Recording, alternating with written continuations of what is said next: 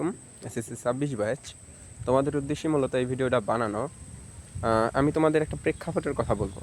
বর্তমান প্রেক্ষাপট না, যখন তোমাদের পরীক্ষার পর অর্থাৎ রেজাল্ট দিবে যখন, তখন তোমাদের প্রেক্ষাপটটা কেমন হবে। আমি তোমাদের হয়তো অনেকেই অনেক ভালোভাবে চিনি। আর যেহেতু আমি 2023 সালে এসএসসি পরীক্ষা দিয়েছি, সুতরাং আমি জানি একজন পরীক্ষার্থী হিসাবে আমার কি করা উচিত ছিল বর্তমানে, বা আমি কি করতাম বা আমি কি করছি, ঠিক আছে? আর তোমাদের মতিগতি বা চলাফেরা বা অ্যাটিটিউড দেখে মনে হইতেছে না তোমরা মানে পরীক্ষার্থী। তো তোমাদের একটা প্রেক্ষাপটের কথা বলি।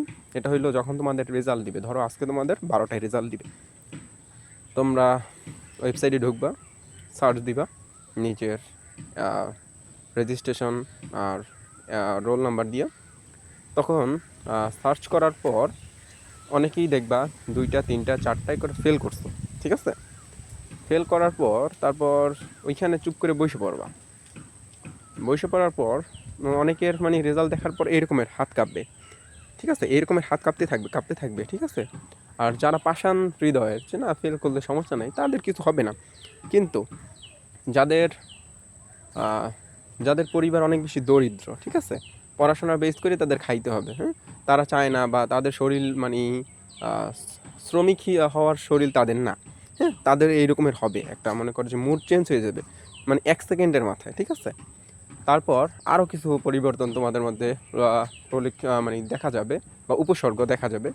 যেমন তোমরা বাজারে বাইরে যেতে পারবা না, ফেল করছো, বাজারে বাইরে যেতে পারবা না, কি বলবা? বা মানুষ যখন জিজ্ঞেস করবে কী রে তুই পরীক্ষা দিছো, রেজাল্ট কি, তখন কি বলবো হাসি মুখে, ভাই 4টায় পাচ্ছি?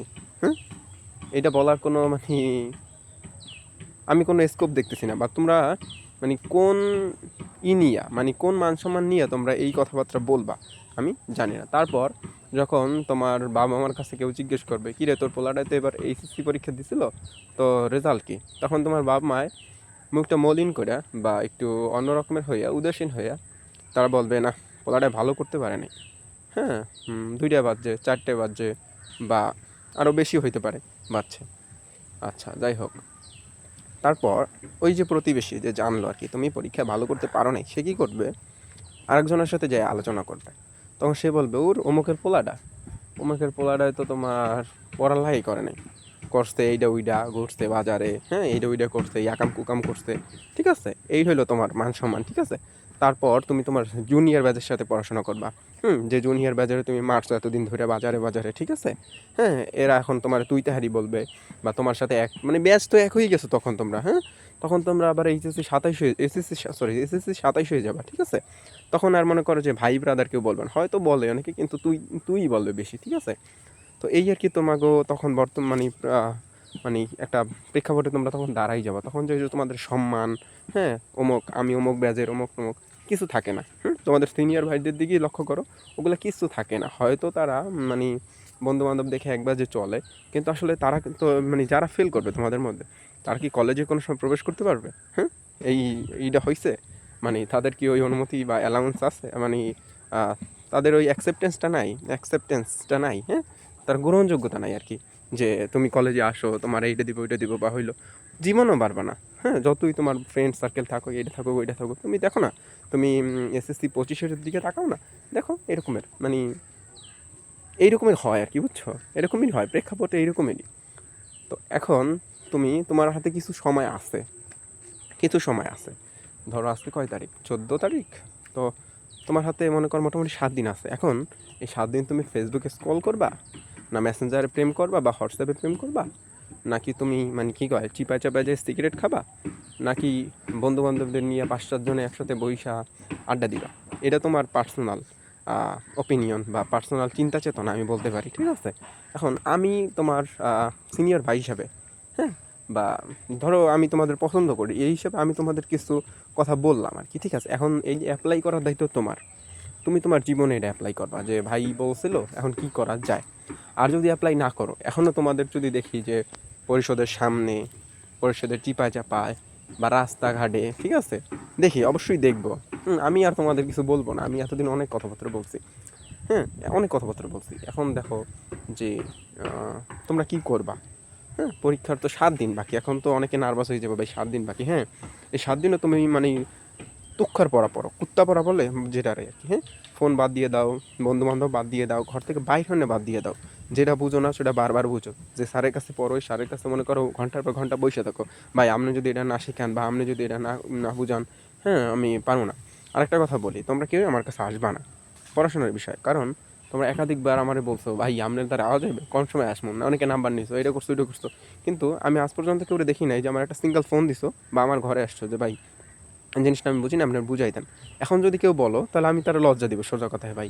হ্যাঁ, তা কারণ একটা মানুষের মানে বিরক্ত মানে একটা মানে সহ্য করার একটা সীমা আছে, ঠিক আছে? তোমরা বারবার আমার বইলা বারবার আমার বিরক্ত করতেছো। আমি আশা নিয়ে বই থাকতেছি যে না ওরা আসবে, এটা করবে ওইটা করবে, ফোন দিবে। কিন্তু আমি কি তোমার সাধ্যে ফোন দিব বা আমি কি আগ্রহ নিয়ে ফোন দিবে, এই তোরা আয় পর, এত নাই, এত ঠিকই নেই ভাই, বুঝছো? তো এখন তোমাদের বাপ মা, তোমাদের ভবিষ্যৎ। আরেকটা কথা তোমাদের বলি, যদি কেউ সিঙ্গেল এক সাবজেক্টও ফেল করো, তার আবার ঘুরিয়ে পড়াশোনায় আসা, ওই এক সাবজেক্ট ধৈর্য সহকারে বইসা থাকা অসম্ভব।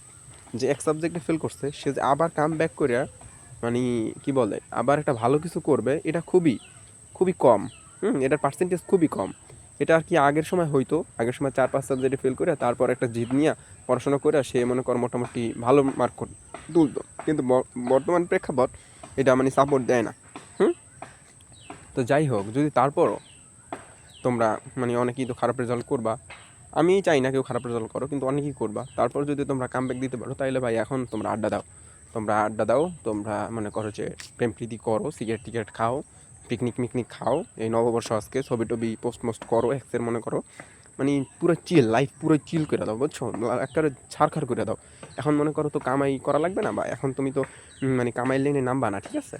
তোমার বাপে যতদিন আছে, যতদিন মারা না যাইতেছে, তোমার বাপের জীবন আকার জাহান্নাম বানাই দাও, একেবারে মনে কর পুরো ছাড়খাড় বানাই দাও, ঠিক আছে? ছাড়খাড় বানাই দাও। তারপর যখন তোমার 25-30 বছর হবে, তুমি হয়তো বিয়ে টিয়ে করবা। হ্যাঁ, তারপর মনে করো যে মানে মাখিন্দারি করবা, দেখবা কার বাসায় বদলা দেওয়া যায় বা কিছু, যদি এই ল্যাঙ্গুয়েজগুলো খারাপ, কিন্তু এটা হইতেছে বর্তমানে। হুম দেখবা কয়দিন পর যে ওমকে মাটি কাটার বদলা দিতেছে কিনা, ওমকে লাকড়ি টানাইবে কিনা, ওমকে গাছ বাওয়াইবে কিনা, লট অফ থিং হইতেছে ভাই। এর জন্য বলতেছি না যে এই কাজগুলো যারা করে তারা খারাপ, খারাপ না। তোমাদের পরিস্থিতি এর চেয়েও ভালো। তোমরা যদি মনে করো মোটামুটি এই কাজ করেও পড়াশোনার দিকে থাকো, অল্প কিছু পড়াশোনা করো ভাই, অল্প কিছু জানো অন্তত পক্ষে, পরবর্তীতে তোমার পোলাপাইনের তুমি কি বলবা, পরবর্তীতে তোমার পোলাপাইনের তুমি কি বুঝ দিবা?